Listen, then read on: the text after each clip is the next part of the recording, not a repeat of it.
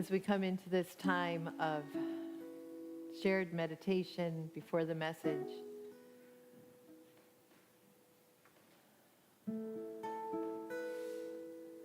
I invite you to awaken your attention to your breath.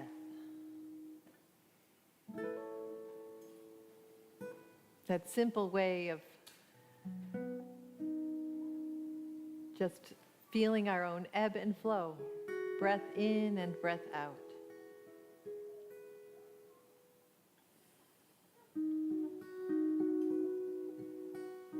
Letting your body come into stillness, but maybe you need to shrug or settle or scooch to a more comfortable position first. Let your body lead the way.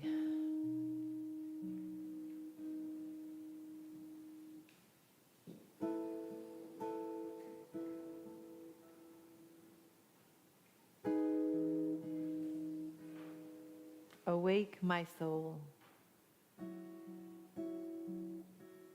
Be still.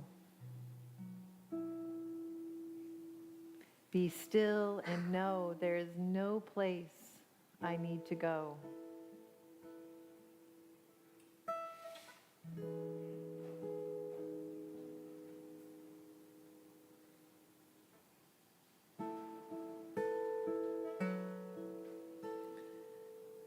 With your eyes open or softly closed,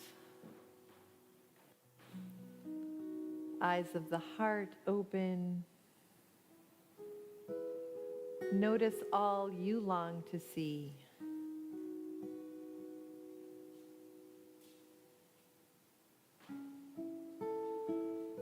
Awake, O soul. Be still and know.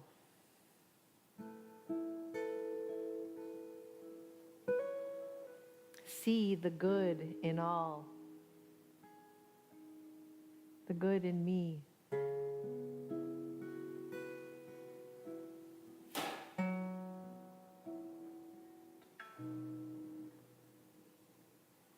See the hope in all, the hope in me.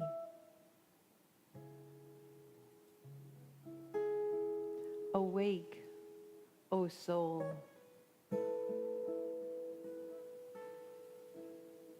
Be still and know there is grace in all, light in all, peace in all.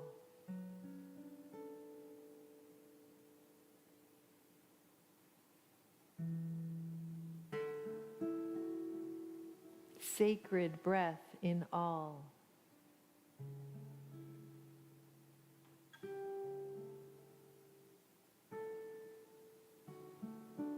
Awaken to the longing to see it, to be it.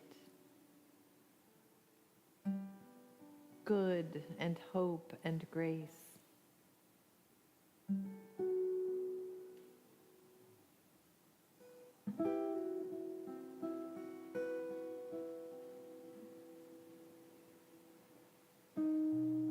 There is no place, there is no time but now. And now, and now. To see God, to be God in all.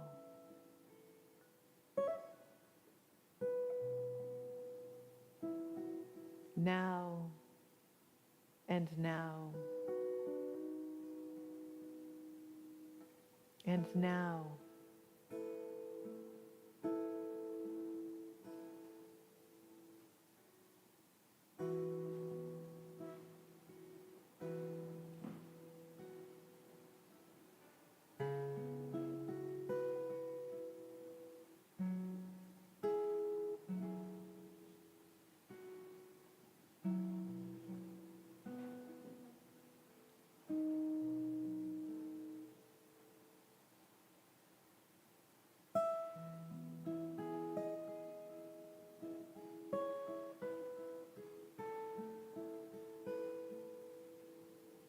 And in this moment now, I invite you to open your eyes and look around this space.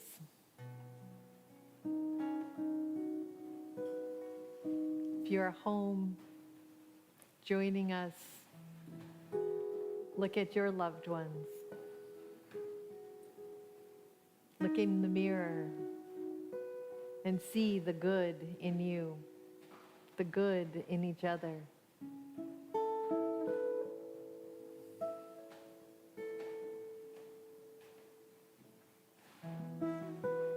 And so it is.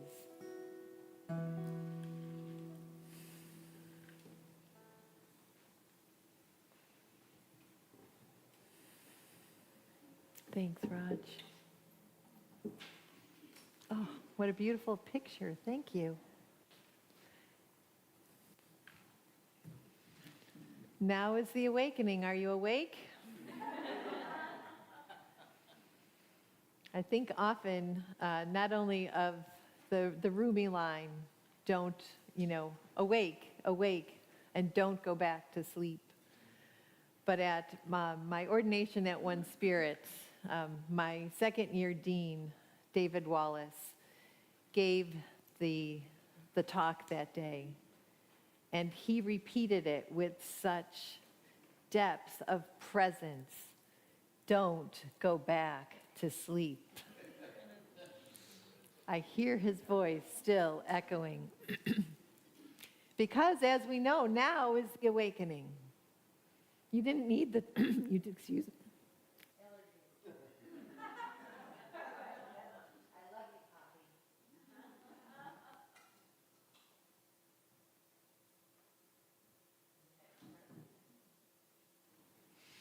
Try not to clear my throat on the mic. Now is the only moment we have. You didn't need my title to remind you of that. I needed my title. Just like I said last week, it's all about me needing the reminders. And as I share what my heart has needed, what I have journeyed with during the week and longer, that has become the only way I know how to show up here on a Sunday, to at least have an invitation that maybe what I have grappled with in my heart and prayers will inspire a response in you, and we continue that way of waking each other up, of opening to the now. And so I really felt in my kind of week of meandering through the messages that inspired me, that I ended up seeing a path by looking behind me. I think that's another Rumi quote somewhere, that sometimes you can only see where you've come from by turning around and looking at how the path has done its twists and turns. And so I have today what has inspired me this week, and I'll begin from the most recent, and that is Bell Hooks in All About Love. And from Bell Hooks, I'm going to move to Emily Cady's Lessons in Truth. And then I'm going to go even farther back in time to both the ancient and now wisdom of Isaiah and the teachings of Jesus. So turn around and look at the path. And let's see how I do on the meanderings. While we still have it, there's a wonderful website from the National Museum of African American History and Culture, and on their website, here's a little bit of information about Bell Hooks in case you don't know who she is. She was born Gloria Jean Watkins to working class parents in 1952. Bell Hooks grew up in the segregated city of Hopkinsville, Kentucky. As she pursued writing, she decided to take the name Bell Hooks after her great-grandmother, who was known to have sharp observations. She chose to spell her name in lowercase. So if you see Bell Hooks, it will always have a lowercase b and a lowercase h. to shift attention toward her ideas rather than toward her identity. Creating over 70 pieces of published work, Hooks displayed to the world that the best way to make an impact is by talking back. And she desired that all people, female and male, be liberated from sexist patterns, domination, and oppression. You can find all of that and more on that website. I have had great conversations with my niece, Mia, who's 20, about bell hooks. In fact, one of those conversations led me to find the book that's been sitting gathering dust on my bookcase probably since I went back to college in 1999 or 2000, those couple years that I was at SUNY Albany. There is this book from 2000, all about love, new visions. So here are some words of wisdom from bell hooks. Living life in touch with divine spirit lets us see the light of love in all living beings. That light is a resurrecting life force. A culture that is dead to love can only be resurrected by spiritual awakening. Does that sound familiar? A world transformed by the spiritual awakening of us all. On the surface, it appears that our nation has gone so far down the road of secular individualism, worshiping the twin gods of money and power, that there seems to be no place for spiritual life. 2000. Imagine how different our lives would be if all the individuals who claim to be religious were setting an example for everyone by being loving. Those of you at home might not have heard the woofta that just happened here. Woofta is correct. A commitment to a spiritual life requires us to do more than read a good book, even one that's been sitting on your shelves for 25 years, or go on a restful retreat. It requires conscious practice, a willingness to unite the way we think with the way we act. Spiritual life is first and foremost about commitment to a way of thinking and behaving that honors the principles of interbeing and interconnectedness. Pretty good, huh? Sounds like unity principles. Sounds like interbeing is one of Thich Nhat Hanh's beautiful teachings. The truth is the truth is the truth. Many paths. She goes on to say, society's collective fear of love,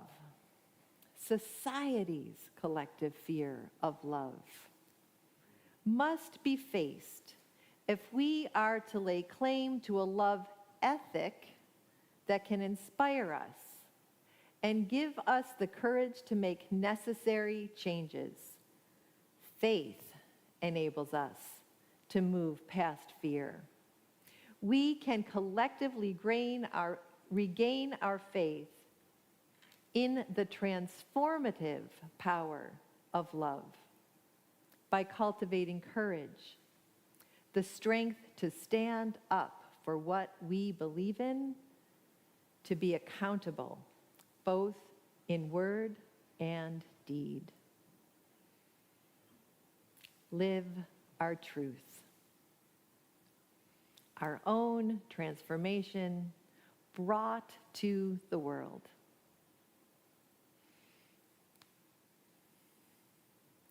Here from Emily Cady and Lessons in Truth is lesson 25.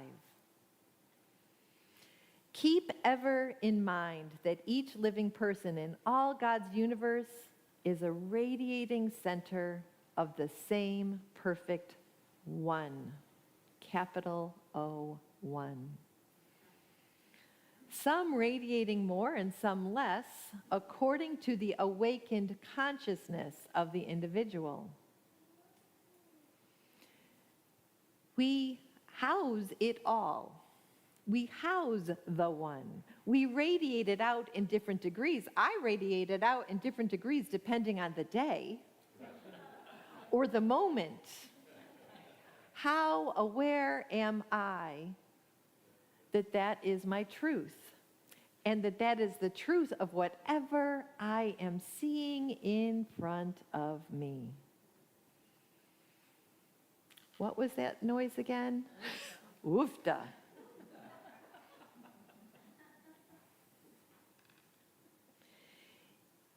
Katie writes, if you have become conscious of this radiation in yourself, keep your thought centered.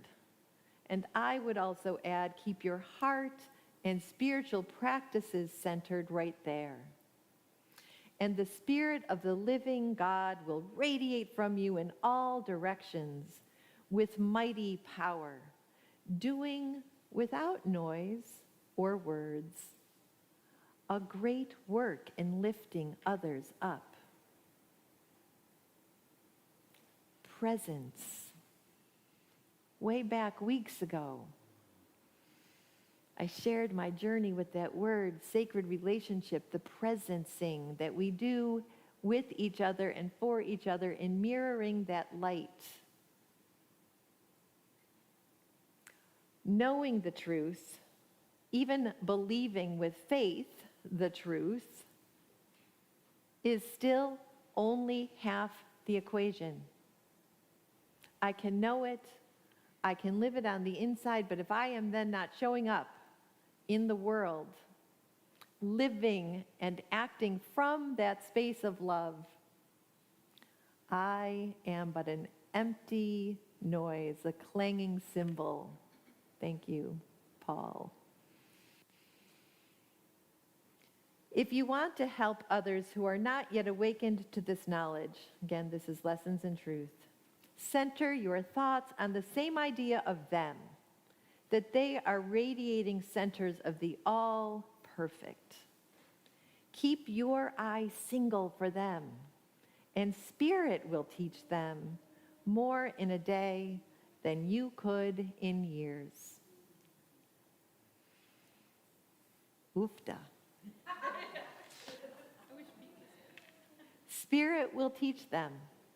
And of course, Spirit will teach me and you, because as I said, on any given day, any given moment, it might be me that forgets. It might be you that forgets. And it was ever thus.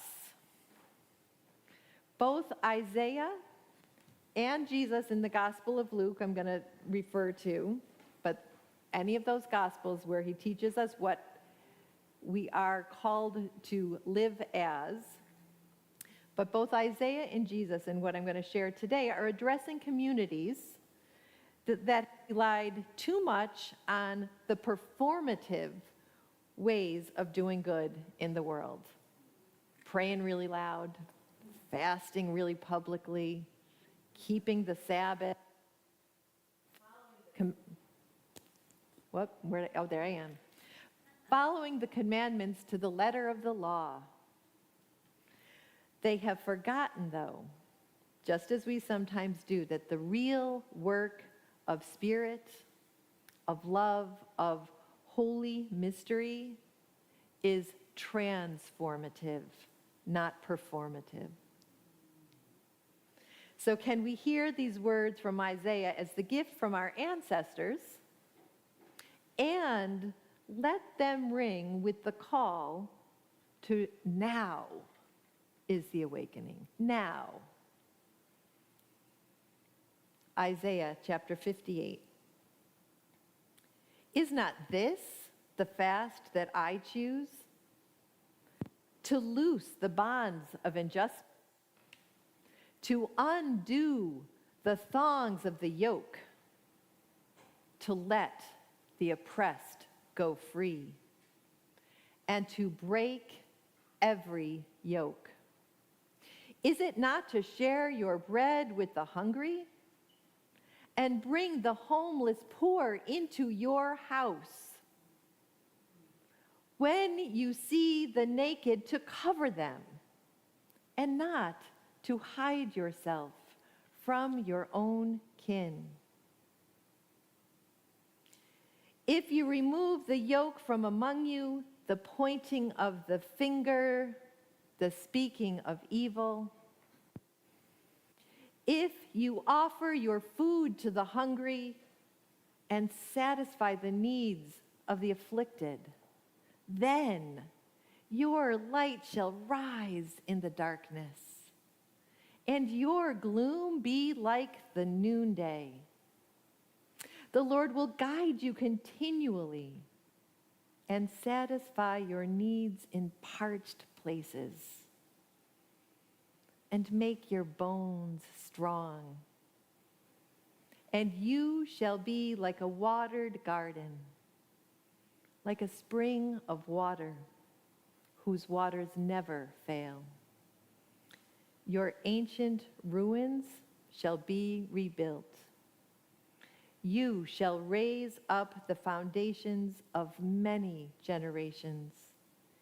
You shall be called the repairer of the breach, the restorer of the streets to live in.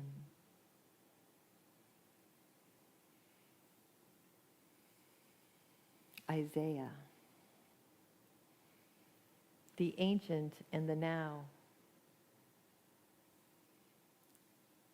In the Gospel of Luke, Jesus begins his ministry in Nazareth, teaching about Isaiah from the scroll that was given to him. At first, the people who have known him since he was a kid are amazed. Who is this? Isn't this Joseph, the carpenter's son? Then they start to hear his challenge. How are you living this out, my friends? Are you letting this good news transform your hearts and actions? According to Luke, the people turn against Jesus in his hometown. It's a challenging message. Are you loosing the bonds of injustice? Are you undoing the yoke of the oppressed? Are you sharing your bread with the hungry, housing the homeless, clothing the naked, hiding your light from your kin, and we are all kin? We are called to be repairers of the breach. But if we don't notice the breach, if we're hiding from the breach, then we cannot show up in the fullness of what this moment calls forth in us and as us. So how are we hearing this message? This message that as we turn around and look at the path behind us of centuries and all of those multiple paths that show us the way to live in community, that show us the way to awaken our own inner light and then bring that to the world. How are we doing now, in this moment, and in this moment? Listen again to this passage from Bell Hooks. Society's collective fear of love must be faced if we are to lay claim to a love ethic that can inspire us and give us the courage to make necessary changes. Love in this way is not just a warm, fuzzy feeling. Love, as I talked about last week, sometimes asks us to hold the line, to speak a truth that is hard to say and may be hard for others to hear. That sometimes love is soft and tender. It's sitting with a friend whose heart is aching and just being present. And sometimes love says no. Not on my watch. I am here to unyoke the burden from the oppressed. Faith enables us to move past fear. We can collectively regain our faith. Collectively regain our faith. On those days when I am stumbling, I know I have a whole community that I am walking with. And if I really stumble hard, somebody's hand is going to be right there.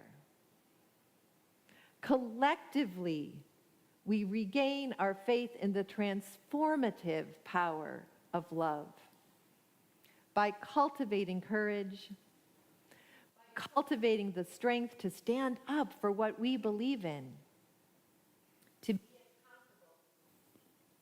I don't know what's happening here.